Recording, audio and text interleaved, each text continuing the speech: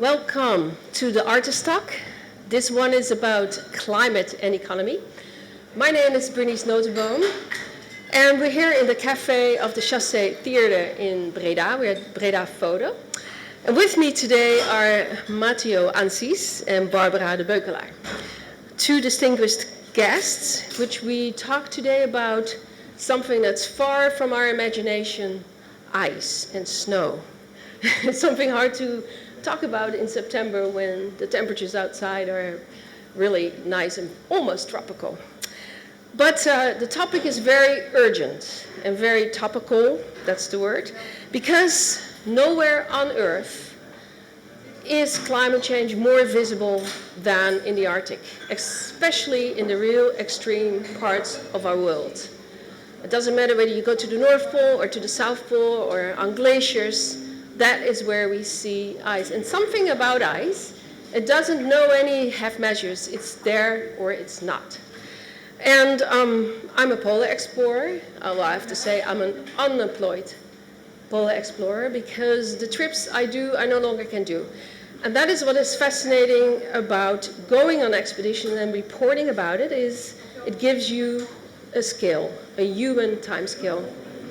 If I speak in schools and I say to children, can you imagine what it would be like to be a polar explorer? Everybody says, I want to be a polar explorer.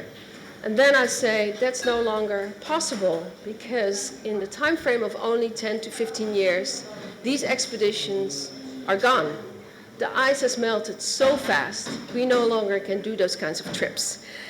So in 2014, I skied from the North Pole back to Canada. That was my last big expedition. And 80 kilometers short of the coast, we had to get evacuated. The ice was melting so fast, and we were moving, we were drifting so fast, we no longer could sustain, we couldn't get to land. If we didn't get rescued, if we just had get going, we would have ended up in the Atlantic Ocean, and I wouldn't be sitting here today to tell you the story. It's that element of humans being on the ice and trying to tell stories about climate change that really triggers me to keep going and tell more of those stories. It doesn't have to be the Arctic, it could be other environments, but that is where we really see today where climate change is having a huge impact. And we can compare it to 10, 20 years ago.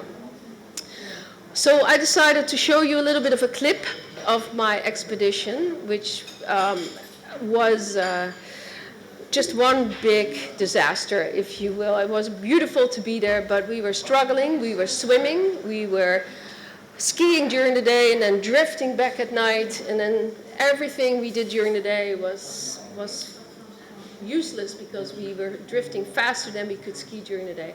So basically, we had to give up and tell the story later that climate change is so strong and polar expeditions are a thing of the past.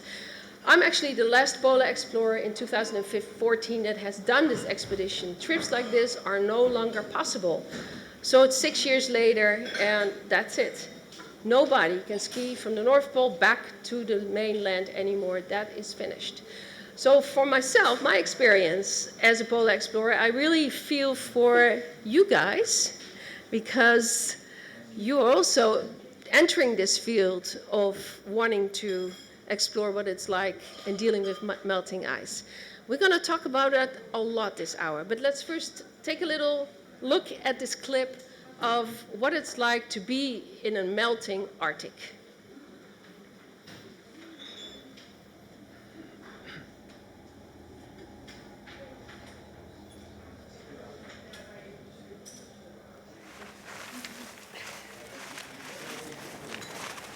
This is the hardest part, getting out and getting going from a warm tent into this absolute blizzard.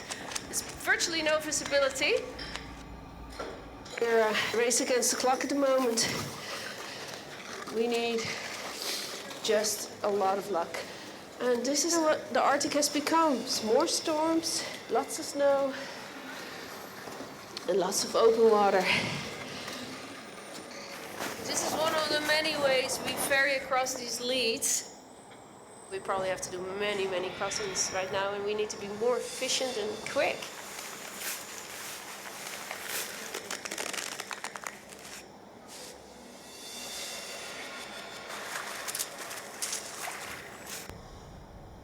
we're stopped again because right in front of us is water and we're kind of uncertain if we can get to the other side.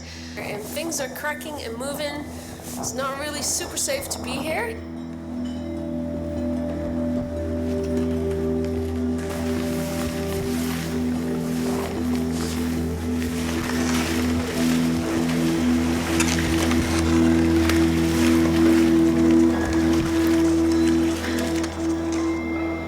It's so worth protecting what remaining ice we still have. And we really have to start changing our behavior with fossil fuels, because otherwise this will be all water really soon.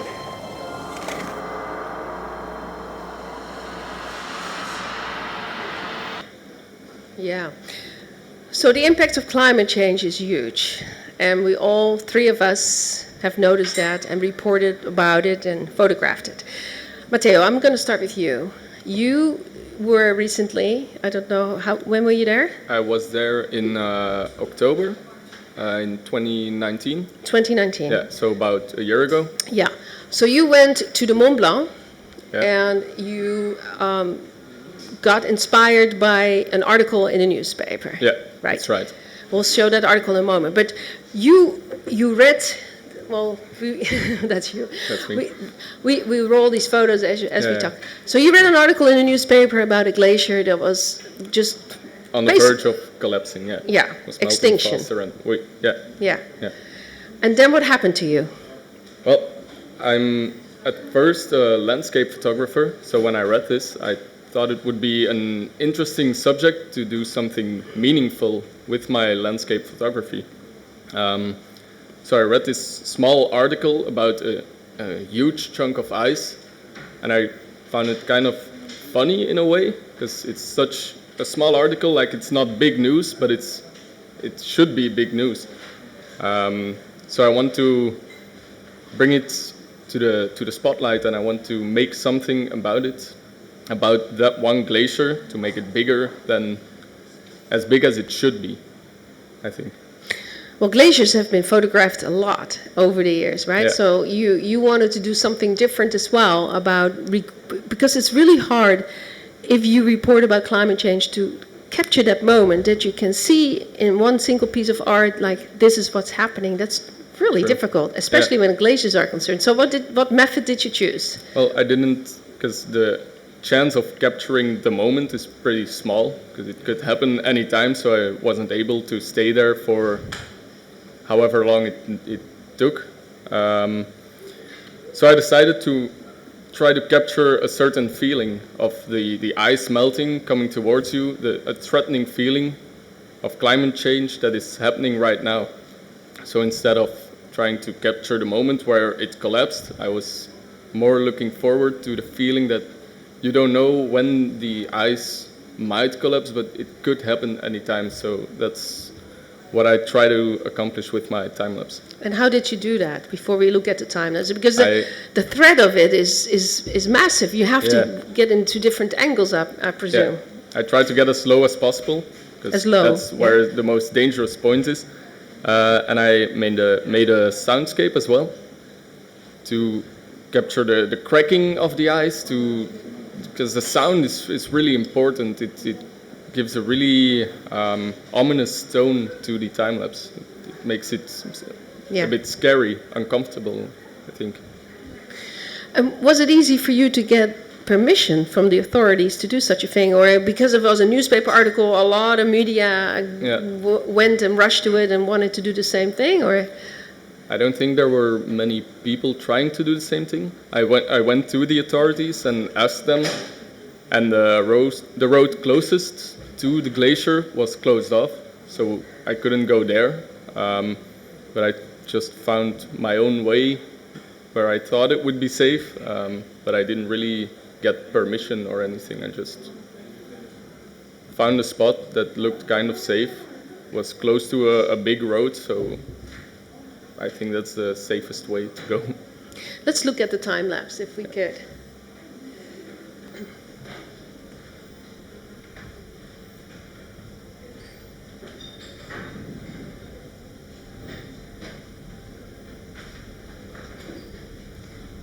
Do you want to comment about it? What were we seeing? This is the sunrise in the morning. Goes really slowly, but the sound starts off calmly.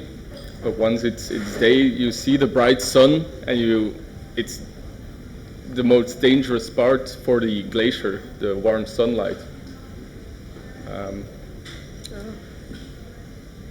So what time is this roughly? This was, I started at 6 o'clock, Yeah. I think. What time of the year? October. October, Right? yeah. Okay. So it was pretty warm, but in the shade it was still, I think it was 5 to maybe 10 degrees. So it was cold for a bit, but once the sun was there, it's 20 to 30 degrees, I think. So yeah. And yeah, so that's your camera? That's the camera, yeah. Well, one thing I see it is looking at this picture. I don't know what you see, Barbara, but I see already a glacier that has retreated a lot. There's hardly anything Definitely. left. Yeah. What do you know about this glacier? Well, I know that from the point where I'm standing, you're looking at the side of it. So if you're higher up the mountain, you can see that there's a big glacial mass behind it. For the rest, I just know that there's a big part that's on the verge of collapsing, and now it's even bigger this time of year. And it's just melting about. Normally it's 20 to 30 centimeters a year, I think, but now it's about 50 to 60. It keeps melting faster and faster. The only thing I can say, I went to the Debeuckelaere where your work is, and it works. I mean, the sound is very important, like you say. You hear the cracking. You're all alone there in one space. It's only your work on a big screen, and it really works. It's it's a sublime landscape there. The threat of it, you can really feel it. It's working. Thanks. In any case. Yeah, it's a combination really. of sound and images. Definitely. And the time lapse, of course. Well, people have no idea. You know, the picture itself probably won't do justice, but just this, when you weren't able to actually capture a little bit of ice falling off, right? Well, if you zoom in, it's not big enough to see it like that. But if you zoom in, you can see snow falling and little bits of ice falling down every now and then. So there is some ice falling, but it's not big enough to notice. Yeah. And I like it more when you don't have that, actually. Because most of the time it's only cracking.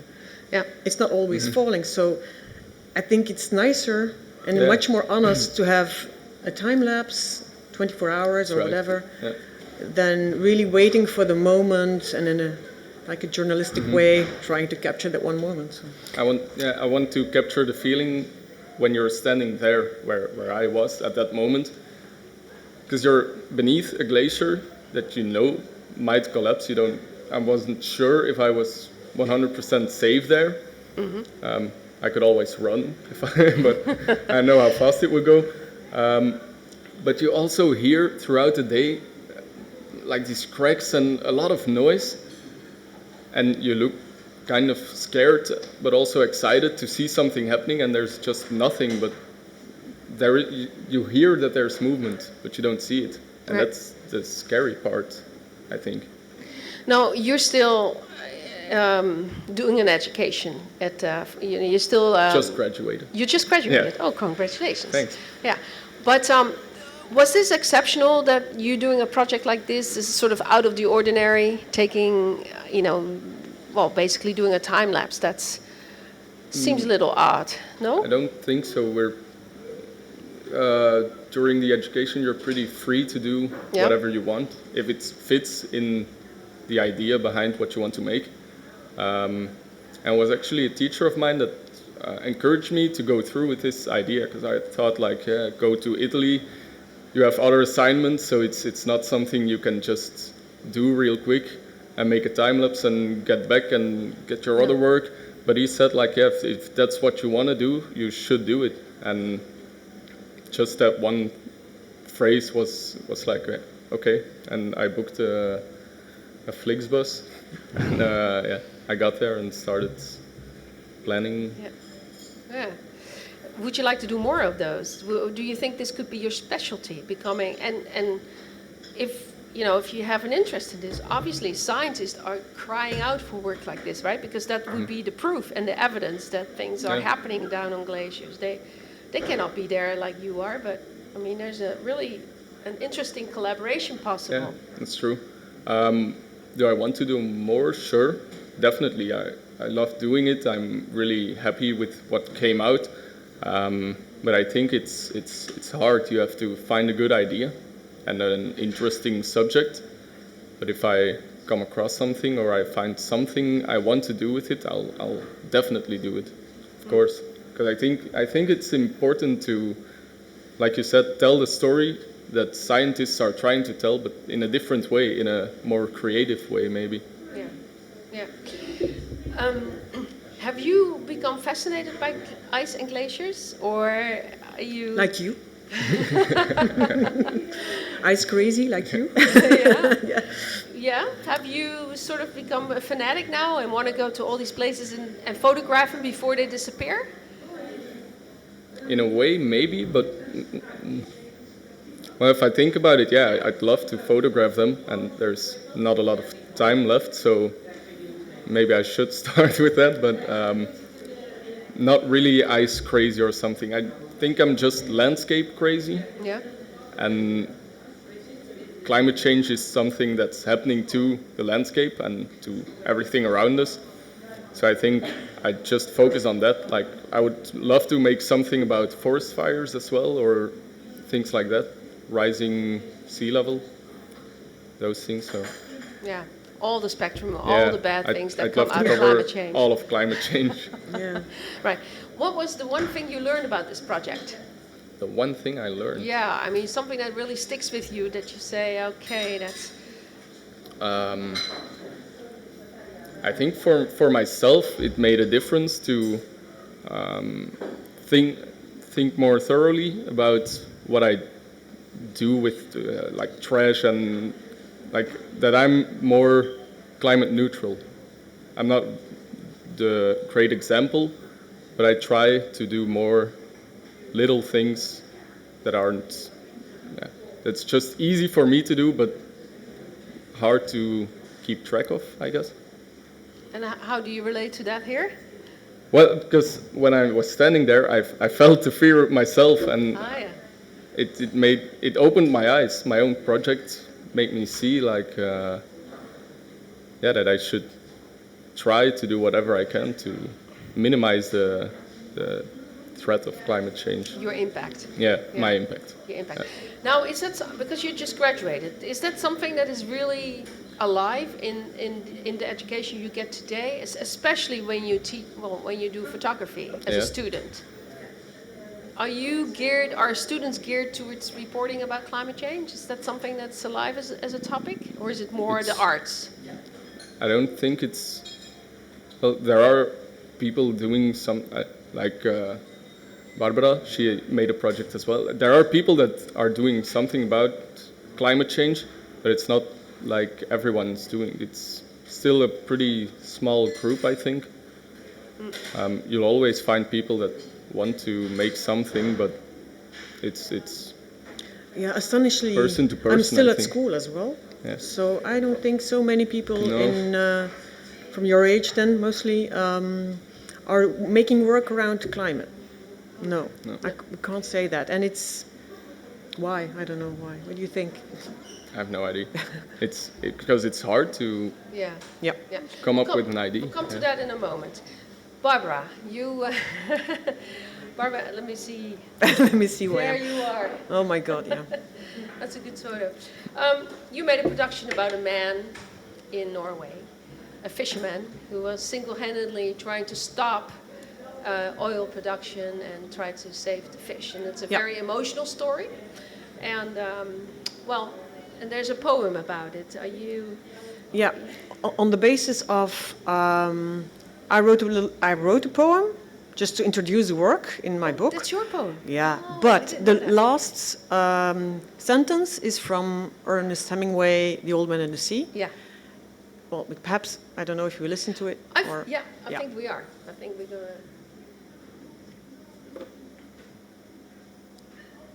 One day, men in ties came to a fisherman's village. A little village it was, on a windy island in a snowy land. The men said they would bring money, loads of it, if only they could drill the seas for oil. Yeah, sure, the fish would get hurt, but the money would solve that. Many were tempted. The fisherman did not like it. Fish, he said softly, aloud, I'll stay with you until I am dead. Right. It's a little soft, but... For us it's a little soft, I hope. Yeah, sure. Anyway. So, tell us about it. That was the introduction to the work, just to say, okay, it's about fish, about oil, about Norway, the north. But in essence, it's about this man on the picture. He's Bjornar, he's a fisherman. He lives in Vesteralen, Lofoten, Vesteralen and Senja Island group in the north of Norway. And really, it's actually north, above the Arctic Circle. Yeah, and it's really actually the only place in Norway where there's no oil production at the coast. So, I mean, but of course, Statoil. Norway is an oil country. It's a green economy, but that's the nice thing about Norway. It's very full of contrasts, and it's an oil country. It lives from oil. I mean, social security, everything is paid by oil. But so they wanted to drill, and they did already some testing in front of the coast of the Lofoten. Bjornar learned about it as a fisherman. It's a very important place for cod. It's cod breeding places are there. So he tried to resist in his own way, and 10 years ago he started to contact journalists. He participated in a documentary.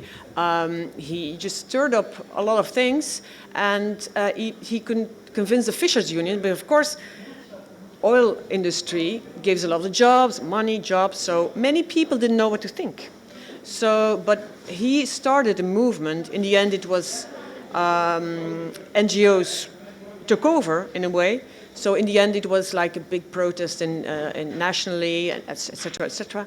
And but his resistance was key. And that's what I wanted to, in my pictures, show a big contrast between this pristine nature, this beautiful nature in the north, snowy, icy, and pristine, innocent, and then the greed and the oil people from Equinor, Statoil, and then the fisherman. The fisherman was like a little bit the hero or an iconic figure in any case, a fisherman.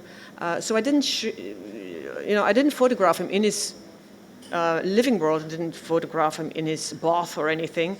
Just like an iconic figure on his boat fishing, and sometimes you see these heads of corporate people, which I think is important because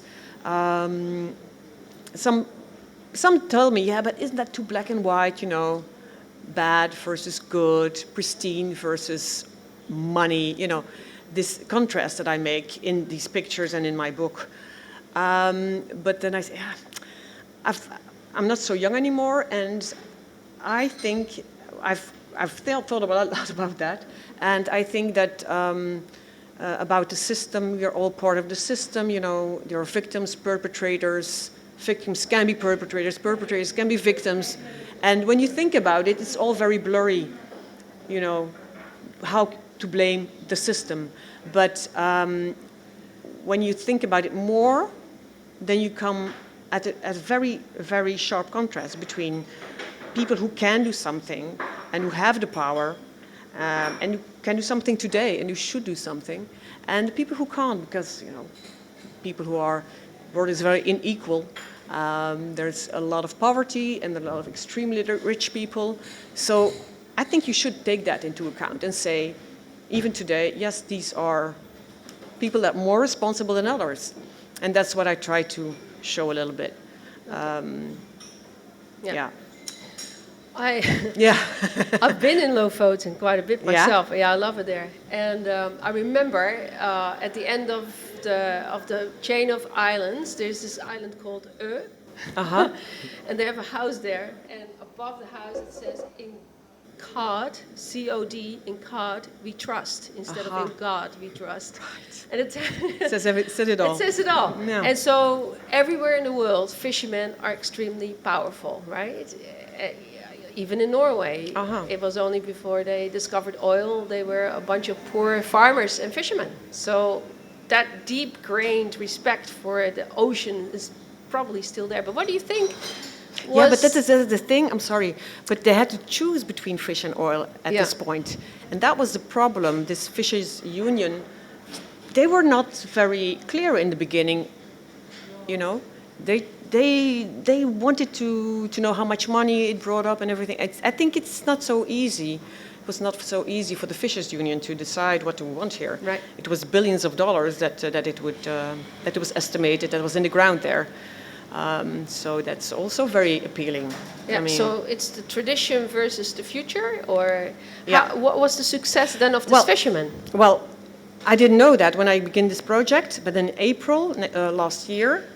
It was decided that the Labour Party, the biggest party in Norway, that was normally an ally of the oil business, changed camp, and they became friends. They were friends for the oil business, but in the end, they chose to defend the Fishers Union, to defend the local population, and not to be advocate of oil business. So it was a total change, and now it's permanently declared oil-free politically. So a big win for also Bjarnar, who started this little thing years ago. So that's what it's great that just one man can start something that in 10 years' time is something big and have this kind of victory. Yeah, it gives us a sense of hope that's possible. Yeah. Now, you're both a photographer and a journalist, and you combined these two skills, really. Yeah. Was that hard? Was it kind of like tuck and pull? Which one should I... Yeah. Yeah, because obviously you went to an amazing place, photography-wise, film-wise. It's stunning. How did you do that? Well, I'm not a journalist anymore. I have been there, but of course, once a journalist... You're always a journalist. Yeah. Something in me will always be a little bit of a journalist, but I don't have the profession anymore. I don't do the profession anymore. Right. I really want to be a photographer now. But it's practically the same thing, because I am indignant about stuff like climate change or whatever, and I want to make work out of it. But sometimes I say, what I do now, is a bit like anger control. As a journalist, I was also very angry about stuff that was happening, and you have to state the facts and everything. And but it was more difficult for me to control that anger, being a journalist. And now I have an outlet. I mean, this is more. I go to places. I take time to go to these places, and I create something that is perhaps touching for people. And I think that's the only way we can really get to people, if we make something that is touching. Yeah. Because we know the facts. We can bring the facts. We bring the facts in newspapers and in films and everything and documentaries. But the only way you can really reach out and get people to see is what Mateo made, or what I made, or many others, of course, make beautiful stuff with it. So it's both. I think it's the aesthetics, but it's also the story. It's also the concept and the idea. Yeah. Yeah. So now this you did for your education. Yeah. Right. What is your plan with it? Do you want to go back and make a bigger project of it, or do you want to think about putting it into film, or what's your plan? Well, my plan with Norway is not specifically with Norway. It's already 1.5 years ago that I made this. So.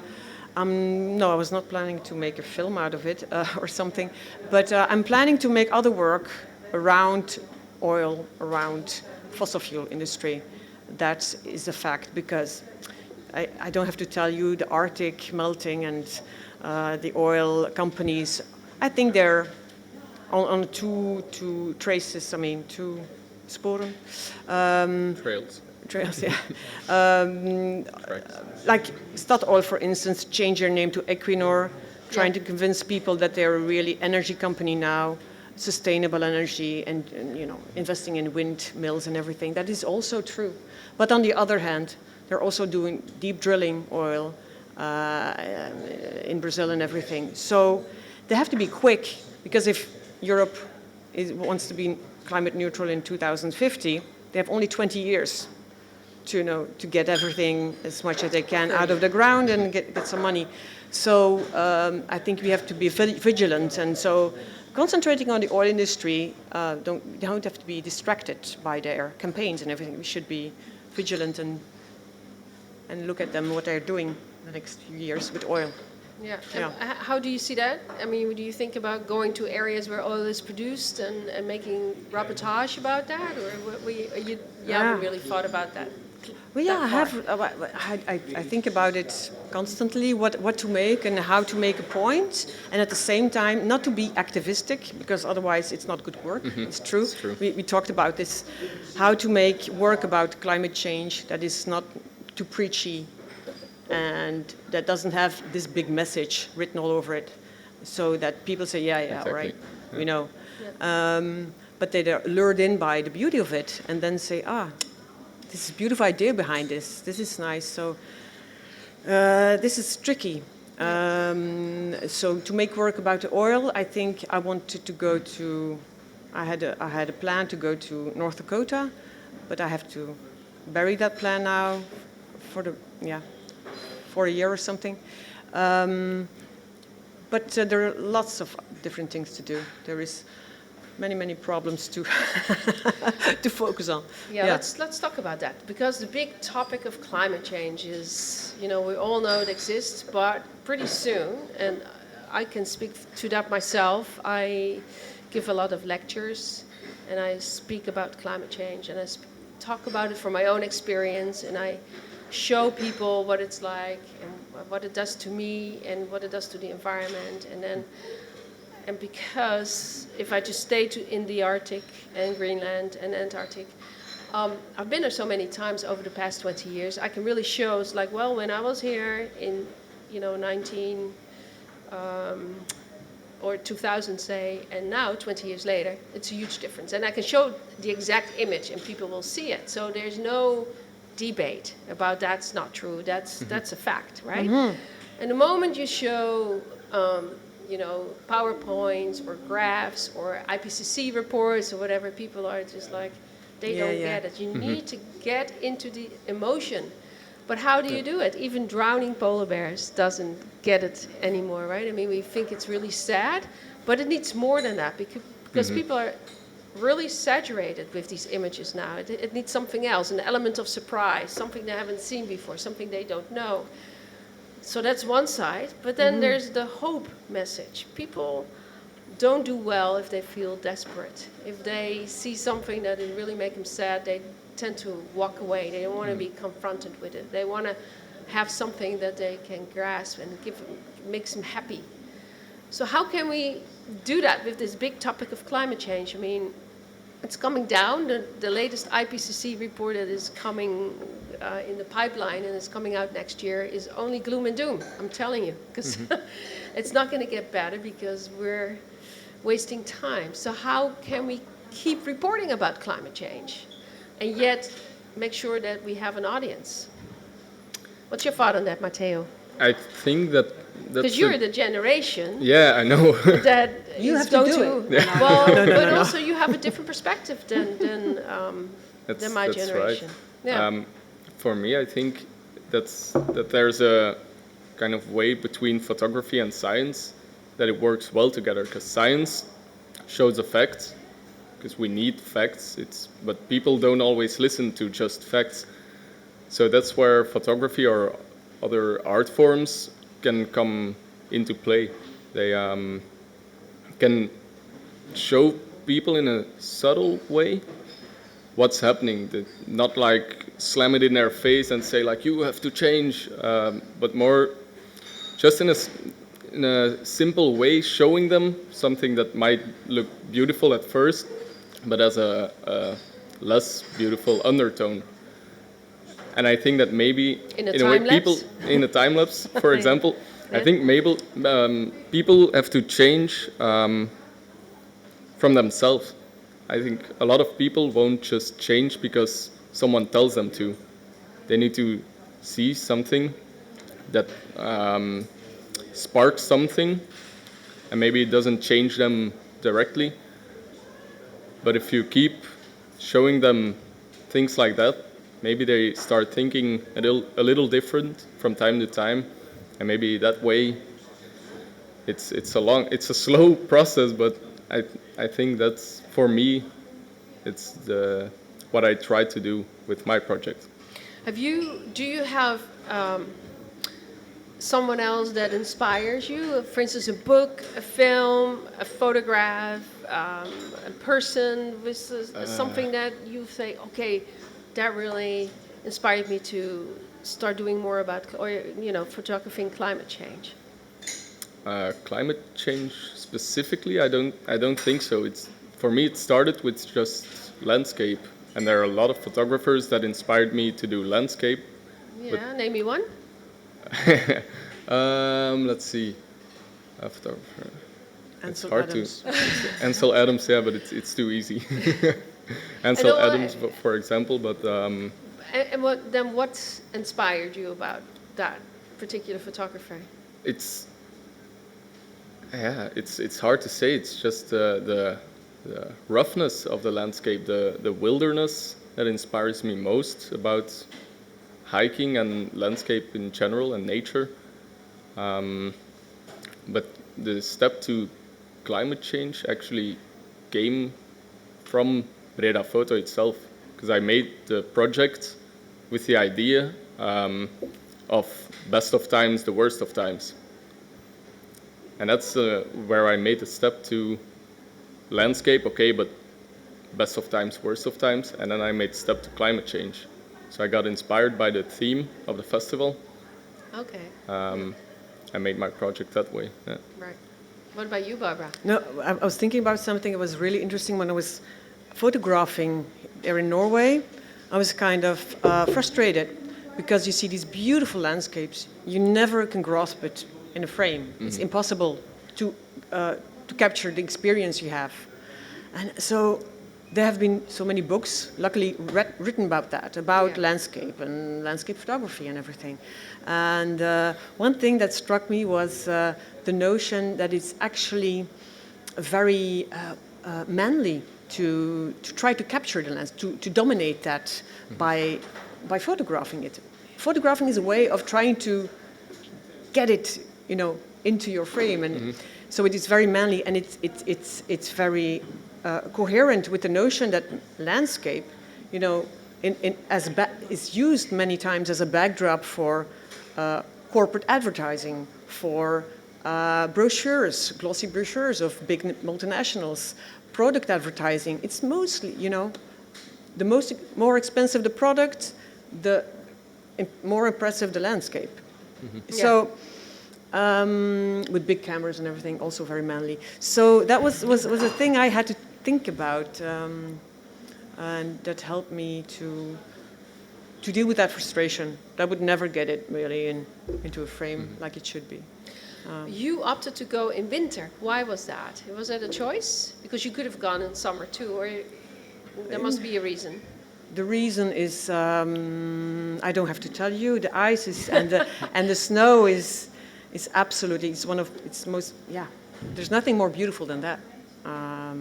In combination with the water and the mountains, and the contrast is super stark. Yeah. And it's like the pristine, it's much more obvious than that. Nature is very powerful, of course, but is something that we try to dominate, and that is as such very innocent. Yeah. Yeah. So now we're in this pandemic. Everybody's just absorbed with not trying to get sick or trying to do the right thing. We seem to have a focus very internal, and we don't have a lot of room to think about the bigger issues in the world. And climate change is one of them, right? It's kind of at the moment a bit on the back burner until we have this whole pandemic solved, and then we start maybe having more room in our minds or in our. well, just in our lives, to think about how to heal the planet after we have done healing ourselves.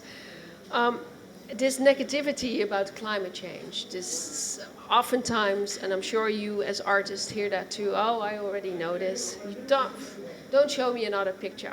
I don't know if you've heard it in your time lapse here. I haven't heard it, but I can imagine people saying it like, I'm not interested, it's too much or something, yeah. So what is the trick here? How to overcome that feeling, and how can you make a difference as a photographer, or in your case, Barbara, doing both? Can I? Yeah, go ahead. I think it's the most essential question that you can pose, because it's very difficult to say something meaningful and very serious, and we want to say these serious things, but at the same time touch people, like we said. And the only way I think about is by transferring, again, a concept, an idea. I was thinking about, there are some visual artists, I call them because it's more than photography, like Broomberg and Chanarin. They are incredible in doing that, I think, to make it about, sometimes about photography itself, but to make it, how do you say, not to make it a bit more difficult to read, so that it's more interesting. So when you just document stuff, which normally we do with documentary photography, when we only document, then it tends to be too readable and too easy, and you go through it. Or an easy story, you go through it, and you forget sometimes, not always, but some. And the way they do it, I think it's very interesting. You have a concept, an idea that you have. As a viewer, it's not so easy, but once you grasp it, it tends to stay with you, perhaps. That's what I think, and what perhaps we should do more also with difficult subjects. So, have you guys seen Planet Earth? No. No, you know what I'm talking about, the series on BBC about our beautiful planet. David Attenborough. Oh, yeah, the yeah, narrator. yeah, You know what I'm talking about? Yeah. Is that about climate change? What do you think? No, I'm asking you the question. I'm asking you this because if we're talking about negativity of climate change, how can you break through that mold of still talking about it, yet not so outspoken in images that are very confronting? This is a concept of showing how beautiful the planet is, and you reverse it. This is worthwhile protecting. This is what we have. The biodiversity is really a huge issue this year. It's at stake. But by showing that, this is what we have, this is what is beautiful, and we should do everything to keep it, to not let it destroy. So, but I'm afraid that especially the voice of David Attenborough is very important in this case, to really reach people. I mean, how to reach people, how to get to them, how to have impact. If I would make this beautiful series, it would not mean so much, but it's David Attenborough who no. Yeah, he has a very seriousness in his voice. And he turned around, didn't he? Yes, a little bit? up till he was 80, he didn't want to say anything outspoken about climate change because he didn't want to. He didn't want to take a position, but now he is. His life is coming to an end, and now he has a change of heart for sure. Yeah. So he can reach a lot of people. But so I'm bringing this to the table because that's in essence what you're doing. You're focusing on a story of hope with this fisherman too in this beautiful environment, and your time lapse is more of the gloom and doom. Pretty soon this is gone, right? That's right. Yeah. Could you see yourself maybe focusing on the other part of it, the glass is half full? It's beauty. Definitely. But it's like we've said sometimes now. It's a concept that you make, and there can be the concept of gloom and doom. But it can also, if it's another idea, it can be a concept of hope, an idea around hope and conserving what we have. Yeah. It's also a matter of not wanting to tell everything. You can't say everything in one work. Sometimes it's also frustrating, but you have to, this little piece and this little role you're playing, by making this work, and that's it. Like perhaps you're a journalist, you want to say a lot in one film or in one article, you try to be quite volledig, you know. Complete.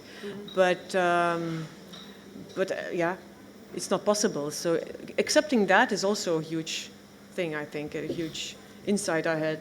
Just stick to this one story, it says something, and it's good. Yeah. It's already good. Yeah, keep it simple. And on to the next. Yeah. So what are the big topics that we haven't really touched upon in climate change, you think? I mean, that really deserve some attention. We were in the year of biodiversity, right? This is going to be the year of biodiversity. There's going to be an amendment. The IPCC report that's coming out says this is going to be a very important chapter. And biodiversity is not just, we think of animals, but it's water, land, oceans, mountains, glaciers, it's everything. It's to keep the biodiversity intact. Okay. So what are we missing here on the bigger story? The responsibles. The For what? me, the people who are responsible, the institutions that are responsible, the multinationals that are responsible. So even loss of biodiversity, climate change, pollution, everything has to do in the end with how can we change this? Only by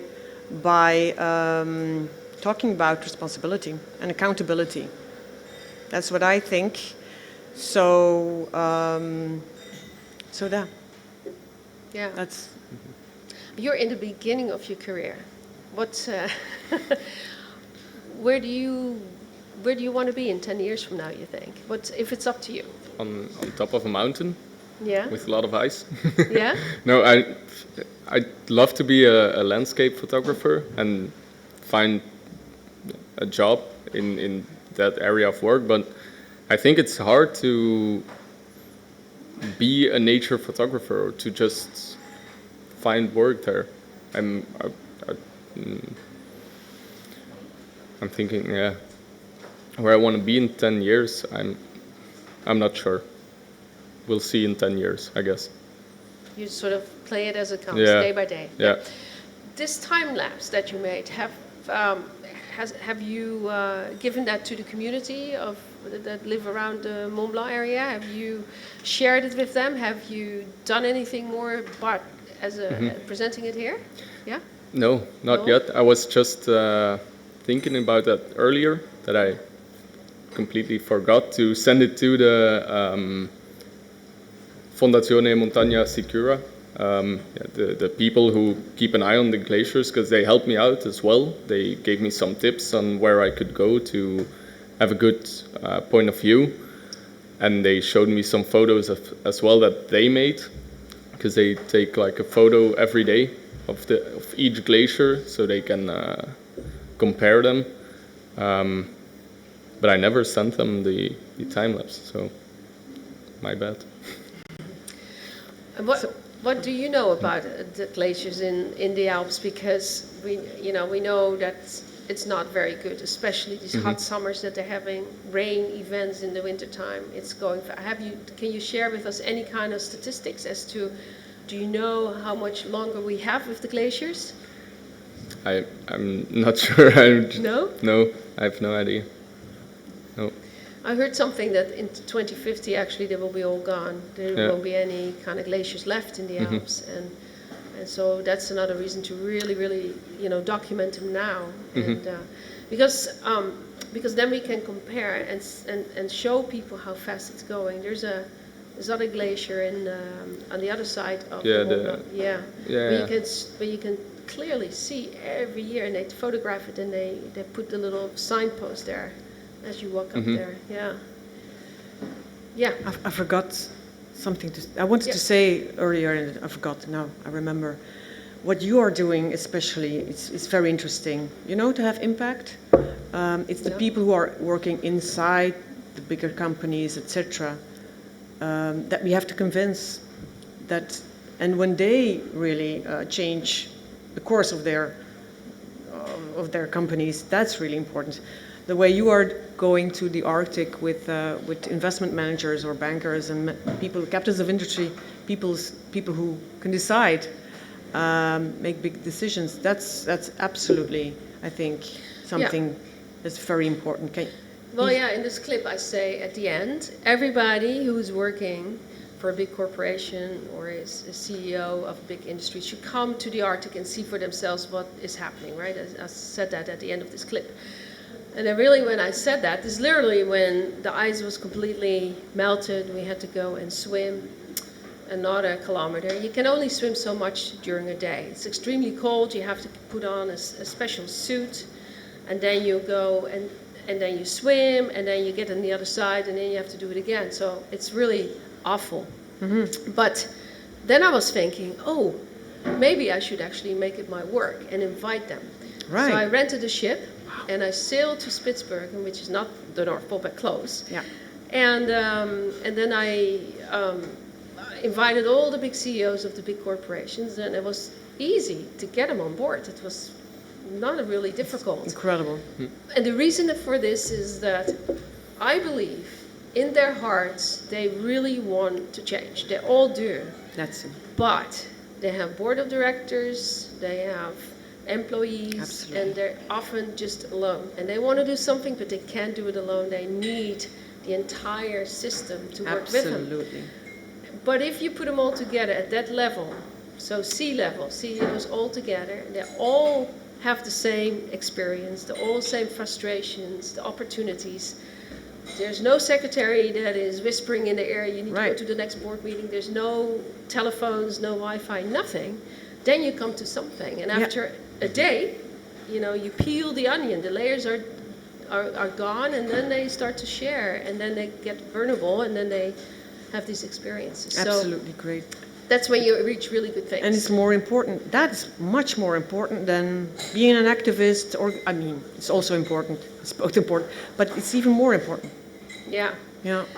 Well, I would like to thank you both for sharing your work with us today, and I really wish you all the best and luck. Keep it up. It's so worth it. It makes you feel so really good to do something for the planet. I'm telling you, it's rewarding. So don't give up. Keep going. You'll find a way. And I want to thank everybody at home and all the guests who are tuned in today to watch this talk about climate and economy. And the people, of course, here in the room. We have an artist talk next week, Saturday, September 19th. That's actually an extra one. And that talk will be the discussion and about the work of Destroy My Face. It's very controversial at the moment and talked about from Eric Kessels. There will be an extra broadcast next Saturday, September 19th. And then September 20th, we have another broadcast on the artist talks, and that is Black Lives Matter. With moderator Ira Kip. Photographers are Kevin Osepa from Curaçao and Adrienne Wahid from the USA. And the special guest in the studio is DJ Lenny Denise. More on that you can find on the website of BredaPhoto. Again, thank you very, very much for watching us, and I'll see you next week.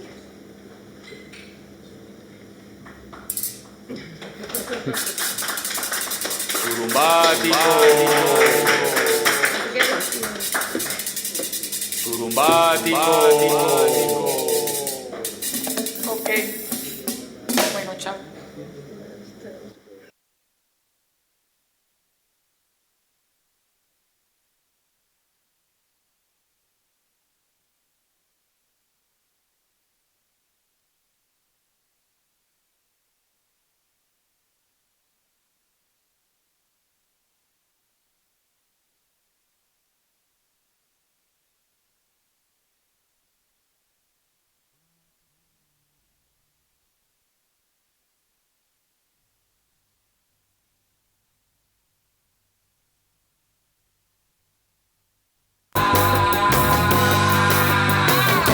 Allá viene un muchacho como loco Allá viene por la quebrada con su palito de ron. Allá, los ojitos rojitos viene, cámara lenta del timbo al tambo. Del timbo al tambo.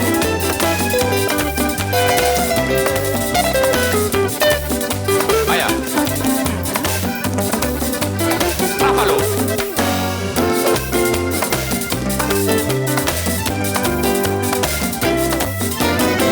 Ay, oh.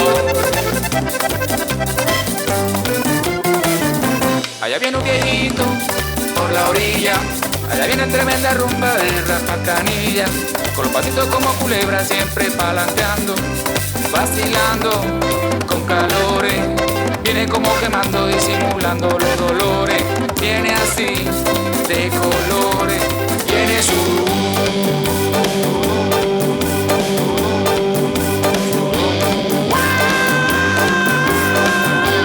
Batico. ¡Ay! ¡Hueva! Te lo dije. Te lo dije a ti. A ti nada más.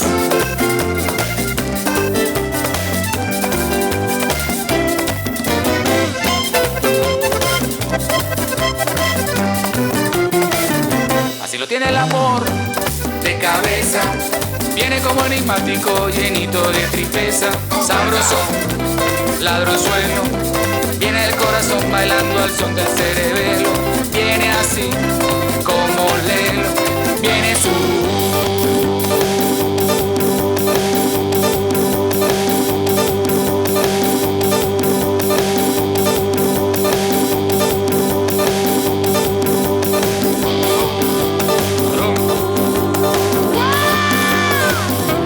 Batico. ¡Ay!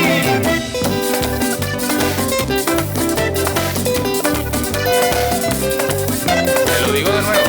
No. Ok. Bueno. No. Batico. Batico. Bati, bati, bati, bati, batico. Batico. Batico. Bati, bati, bati, bati, batico. Batica. Batica. Bati, bati, bati, bati, batica. Batica. Batica. Bati, bati, bati, bati, batica. Sabroso, ladronzuelo. Viene el corazón bailando al son del cerebelo. Viene así como Lelo. Viene su